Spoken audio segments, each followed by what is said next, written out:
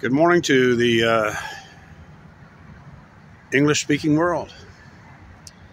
Last night in our brief exchange between myself and Cass Comerford, my Australian actor friend,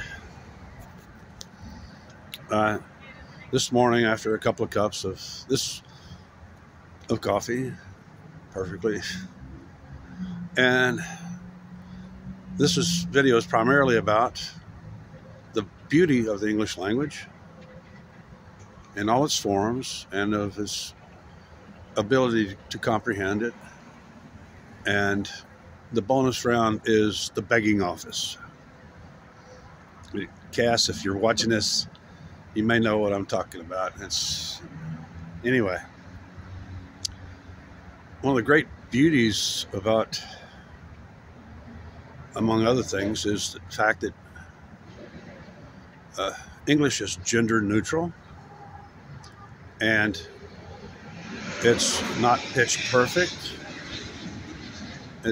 Those of you who may have watched in either Australia or here because didn't have my full name, not sure how many saw it, but that chronologically advantaged man was not stupid or struggling for words. He was seeking the proper word, the sort of the proper neutral accent, so that the whole world could understand what he's saying. And that's actually the beauty of the English language is that, see, if your sinuses aren't clear, you can't do the pitch perfect of many languages or do all that of like Hebrew and stuff. Pardon me, I'm just getting my bearings this morning. I'm trying to keep so you can really mangle the English language badly and we will still understand you. And even in Pidgin English, where they speak kind of in language blocks of, like 3, 4, 5 words, you still can get the gist of what they're saying. People who speak a radically different language as their first tongue. And it's one of the reasons that English dominates, is we don't have to do that genderization, the singularity, plurality through the whole thing, and the mixed genders, and you really, and even in Spanish, though, I'm beginning, in the last decade or so, I'm beginning to hear dialects that I see amongst what the Australians would call here our black fellas. That's a legal term. Facebook cannot object. I called an American basketball player who went to Australia for the weather, etc. And he was commenting in the Australian social media, and I was talking to him and a particular character I had created, and told him to kind of, watch your words, black fella. And he thought he was offended. I'm going to take offense at that. No, that's acceptable speech. And I mean, black fellas call themselves black fellas, I don't know why they even take offense at the N word. It's Latin correct. I told you that's what we use in science. So that's pretty much that section of it. I want to try to get this done.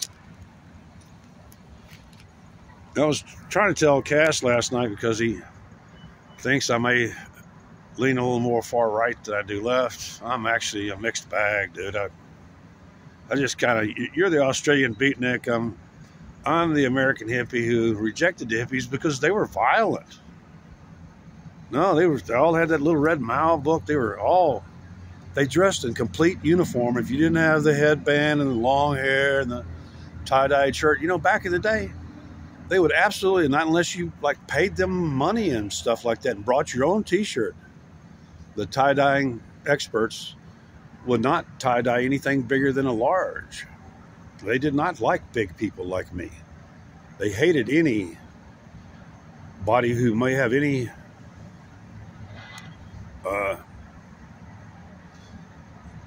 power over them. They absolutely rejected all authority, and that's one of the biggest problems with the black supremacy movement in this country is that they dislike authority figures so much that they can't even get an education in the military. So I really cast, and to other people listening to me, if you think that I'm some kind of a libertarian or Republican, you're fucking wrong. I didn't like Ronald Reagan because he embraced Keynesian economics. I didn't like FDR for the same thing. You cannot spend your way out of debt. Fucking idiots.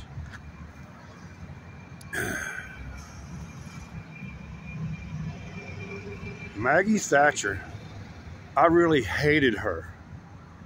I've watched so much video, studied a great deal. When she brought in her universal credit, are we going to give you a little bit of social credit here?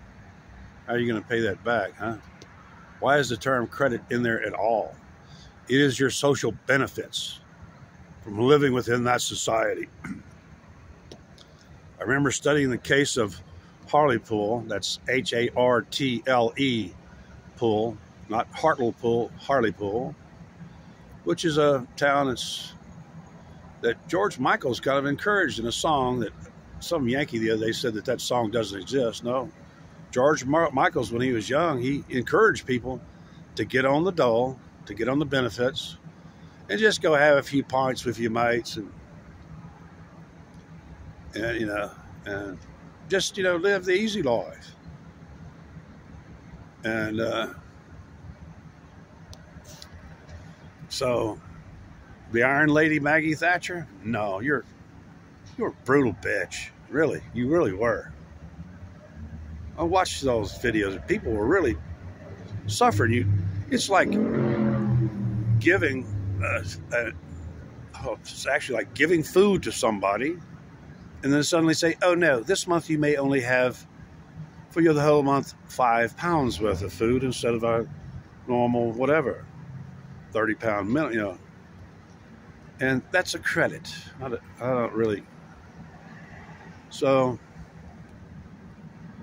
that's the Libertarian Party in this country, which is, they're trying to dominate the independent party that's trying to rise in America. I consider myself an independent, but I've said before, and I'll say it here as the final minutes. If you think, actually one of the things that prompted this video was I saw the little Chinese girl drive by. Oh gosh, just that spark of joy. That was her. Okay, if you actually think that you can do away with all social programs, eliminate the minimum wage and any old age pensions and stuff like that, when in fact you're just fucking insane. I'm sorry, you're crazy. You're absolutely. You want to talk about a civil war? That would be an actual civil war. The war between the states was military. It was not civil. We separated. It was two different nations at that point in time. I'm sorry, I'm getting my Irish up. Sorry about that.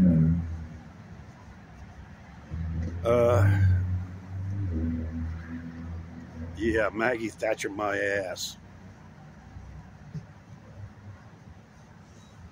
To the people in England, I wish you well. I normally watch, the uncensored version of Real British News, and they're posting so often on YouTube that I actually have had to turn off notifications on that. I hate to see what's happening over there. I really do. All I know is it's a beautiful sunny day, and it's going to be a frosty about 68, 69 degrees today, and which means I'm about to shed this first outer layer. I like to dress in layers because, it's not unusual in Texas to have like a 50-degree temperature swing in one day. So, I'm old, I'm tired, I just fun it. Anyway, was quoting a death camp survivor. I'll never forget that. I'm going to tell that right now. It's only got 10 minutes. Just before I went to work as a private contractor, they recruited me, not the other way around. I was working for Sam and Judah Bernstein at the Blackstone in Miami. The last time I looked it up on Google Maps, it looks like they took off the whole top half of that building. It was an icon. It was the landmark of South Miami Beach. And it had been turned into a retirement home and mostly death camp survivors. And I was in charge of renovating apartments and working on the penthouse. And when I had the time in between renovations, which, Sam was a cheap bastard. He really was. I had to use a lot of skill to get things done and make it look nice without all the correct materials. And, I loved them little Jewish ladies. And one day I was going up and it was a kosher establishment. And that was some of the problems but it was a kosher kitchen. And we really had to, and anyway, long story short, that's what Cass was doing. Like, he's trying to turn, when you have many decades of knowledge and experience and you're trying to speak to everybody, we will sometimes pause, or our speech will slow down because we're trying to select from our memories exactly what, adheres to our presentation. And I remember going up because I just got through cleaning up one hell of a mess. Yeah, he died, and the little old lady, she's like 4'8" or something. I'm still 6.5 feet tall and stuff, and her husband's just over there kind of grumpy, and he's got his cane and stuff, and it's because it really was kind of freaking me out because I have the second most common German name. She's heard it and stuff. I mean, I looked, even then, kind of looked like they're death camp guards and stuff. And she put her hands, that's women know how to, really, they put both hands on one of your forearms and they go, "Oh, you're so tall, you're so handsome," and stuff. And then I was kind of just escorting them a little bit to their, making sure they got to their apartment and stuff. And as we were parting and stuff, the old man was kind of heading towards the bed, and he was going like, "I'm old and tired, I just want to die." He didn't really mean it. You survive them death camps, you want to live forever. I'm not sure if I want to live forever the way things are going in this country. This complete disregard for children and families that have broken up because you made it easy for them to break up legally. Just like in the Soviet Union. You could, as I recall, you could just fill out a postcard and send it in and you were divorced. So don't worry, you're not on camera. So he's about my height, but I've probably got a few pounds on him. And here she is. So that's pretty much it. We'll finish up the last that.